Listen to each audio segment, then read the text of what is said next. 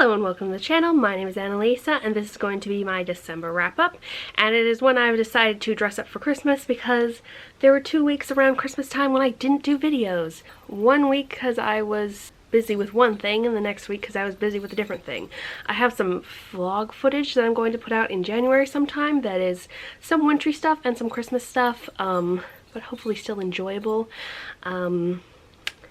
And then I'm going to be doing some end of the year / New Year stuff also in January, a little bit late, because yeah, I was just too busy to do booktube videos the last couple of weeks, part of which was getting ready to do a really big reopening of my art channel. And if anybody wants to check that out, I'll have it linked below. Also, mid-January, you should check out my Redbubble because I will be putting up a bunch of new designs on there for cute things that I will be drawing in January. But books that I read this month. First of all, we had a leftover from the Indigathon from November, which was Spirit Run, a 6,000-mile marathon through North America's stolen land by Noe Alvarez. This was really interesting. I found out that it is something that they do every 4 years, they being an organization that includes indigenous peoples from all over North America and also South America. So the idea is that people from South America would start fairly low down in South America and would run up towards Panama, and people in northern North America in Alaska would run south towards Panama, and they would have like a conference in the middle. And different people would join and leave off during different parts of the run, but it felt like only people who had done a lot of the run actually got to be in the meeting that took place in Panama, which felt a little ableist. A lot of things in the run felt a little ableist, mainly because of how hard they were pushing themselves physically, and was very much a character judgment of if you couldn't run enough or if your body gave out, then you were morally inferior. That wasn't the attitude of the author, who was one of the runners, but it was the attitude of some of the people in the group. And part of the story, which is a true story, is about the conflict between people who thought that way and people who were trying to make this a unity thing. But it was very interesting. It was a lot about unity and being respectful of different cultures, because obviously over such a large landmass there were many different groups of indigenous people who had different cultural practices, and part of the run's purpose was to meet all these people and kind of network amongst them, and to take part in their different cultural practices. So there were frustrations with the ableist and generally nasty attitudes of some of the people who were running the organization, and the author felt that too, and so that was represented a fair amount. Hey baby, little Sam's coming to see me, hi. He would not like it if I picked him up for the camera. Frodo's also here. But there was also a lot about friends that the author made on the run, and how much he learned and how much it helped him process the generational trauma that his family had been through, because he was his parents, or maybe his grandparents, were first-generation immigrants to America, and his whole family had been working on orchards in Washington. Actually, something else interesting is that the author grew up very near where I live, like one city over. That's like an hour and a half from where I live, which in my area is a very short of Yakima. And I know a lot of second and third generation immigrants who live in Yakima through this church organization I'm part of. And so it was very interesting to read about his experience. And that the run was inclusive of people, whether or not they had reconnected and knew like what tribe they were from, and like had connected to their cultural roots. If you were indigenous, you were allowed to be part of the run. So that was really cool. Then I read, fairly early on, I read one of my books from my recent haul, which I'm always glad when I manage to do that. Grayling Song by Karen Cushman. We better not be having a fight. Frodo, I think you should get down. Arwen is also in the room. She's hiding in the curtains, and Frodo just thought he needed to go over and bother her. And I love this. It is about an herbalist witch person who gets a nasty spell on her, so her daughter has to go off searching for her grimoire to try to undo the magic, and finds out that people all over her country have had this happen to them as well, and all the grimoires have been stolen, and she has to do something about that. And she finds various sidekicks and helpers along the way, such as this mouse, who is a shape-shifting mouse, which is really fun. And there's lots of potions and stuff, which I always love, and the cohorts that she got along the way were very interesting. I like them. And they were very different from each other. I felt like the ending was a little underwhelming. Didn't make as much sense with the whole vibe of the book as I felt it could have, but I still liked it quite a bit, and I really enjoyed the cozy vibes that middle grade tends to give, and this was a very nice example of a middle grade fantasy. Then I read some Kindle books, some more of Jeffy Kennedy's books, who writes fantasy romance, sometimes in series, sometimes standalones, and I read the Orchid Throne trilogy.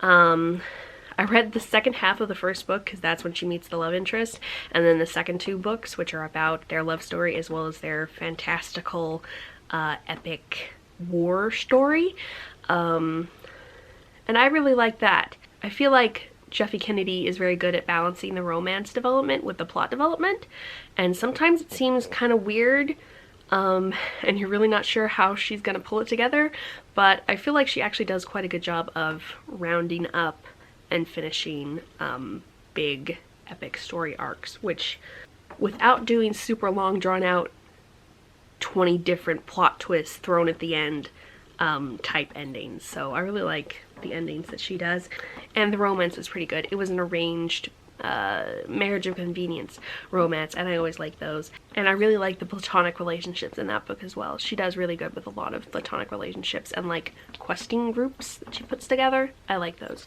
And then at the beginning of the month I started reading North and South, or in the middle of November maybe. I'm not sure when. And I had a really good time. I really enjoyed the miniseries on Netflix, or at least that's where it started off. I'm not sure if it's there now. It was probably made by the BBC, I'm not sure. But it was written, I believe, by one of Jane Austen's contemporaries. Maybe it was later than that.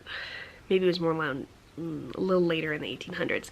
But anyway, it is historical romance that was contemporary at the time it was written. It's like a classic romance. Anyway, and it's kind of Pride and Prejudice-y with the whole very proud characters and who are prejudiced against each other for various reasons at the start of the book, and who misunderstand each other in various ways. But it's got a lot of like instead of like societal upper class societal weirdness commenting on social commentary, it has economic mainly and working class, and not just working class but business class, as opposed to born into money class that Jane Austen worked with.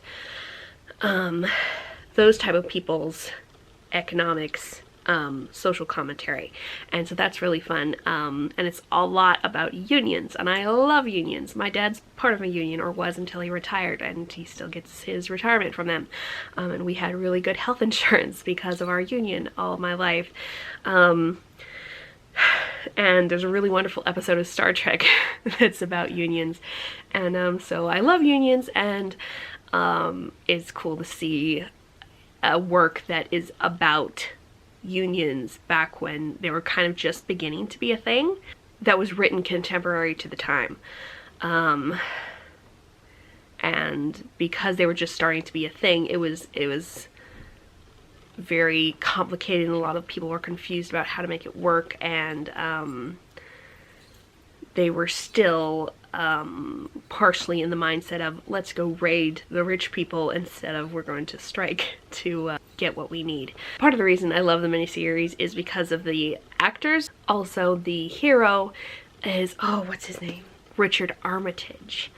I love Richard Armitage. I first started to love him for his work on the Robin Hood series that was also from the BBC, I think. At least it was made in the UK. And I loved his character, and his character was a bad guy, but I loved the way he played his character, and like I was rooting for a redemption arc the whole time, very much so. Not that he wasn't super immoral a lot of the time, but like he's very good looking. He's very good looking, and that doesn't usually do it for me, but he was actually lawful evil? Yeah, probably lawful evil, and I like that better than charming, smarmy evil a la the Darkling. Anyway, then I think I saw this before I saw The Hobbit. He's Thorin in The Hobbit, and is the reason why people managed to find Thorin good looking, who is very much not good looking in the books. And I don't really like all of the hair, but I know his voice, and I like the way he played Thorin, which is also fairly significantly different from the book. And then I really love him in this story. He tends to play characters who are very brusque on the outside and you don't like them at the beginning, but they grow on you. And kind of like Mr. Darcy in the 2005 edition of movie Pride and Prejudice, when he goes from grumpy to actually smiling, the transformation on his face is so adorable. Anyway, I really love that actor, but also the actor who plays Mr. Higgins, who is one of the strikers and leaders of the Union, is someone I really like from Downton Abbey. He's Mr. Bates from Downton Abbey, that same actor. So yeah, I really liked the acting on that show, and I ended up really liking the book. I thought it would take a really long time because it was like 890 pages or something, and the first 100 pages or so went kind of slow because it's very much the setup. But once the main character starts interacting with Mr. Thornton, her love interest, and the Higgins and the whole Higgins family, I started really enjoying it, and it picked up the pace a lot. And I also really like the evolution of Thornton as a character, because he is a bit of a not such a great person at the beginning, but through getting to know her and also getting to know the working class more, because he is a manufacturer and owner of a factory, he figures out that people who are poor don't necessarily just deserve to be poor because they're stupider than him, and that by working with them instead of just lording it over them, things will actually be more beneficial for everyone. And yeah, I enjoy that a lot. And then I read Take the Mic by a lot of authors, edited by Bethany C. Morrow, who wrote one of my favorite books of, I guess, the year before last year now, Song Below Water, and has another book coming out that I haven't read yet, but that's on my radar. And this is a bunch of short stories. What's it say? Fictional stories of everyday resistance, and I loved all of them. I rarely love every story in a short story collection, but I loved all of them. They were trans people, hijabi women, indigenous people, various marginalized people, a lot of women, some non-binary people, a couple of men, who Kia Brown is one of them, who is disabled, and who I've read her autobiography essay collection that she has, that I really liked. Also 2 short stories by Darcy Little Badger, who we know I love. They're about these people standing up for themselves in various ways, sometimes at protests, sometimes just to their friends or to their family, sometimes volunteering to help out other people with similar identities to theirs, who are younger, and like mentor them. Relatively small things that add up to not diminishing your existence. And yeah, I just really enjoyed all of them. There's another illustration on the back. And I think that's all the new books that I read in January. I've continued my rereading spree, which makes me feel happier.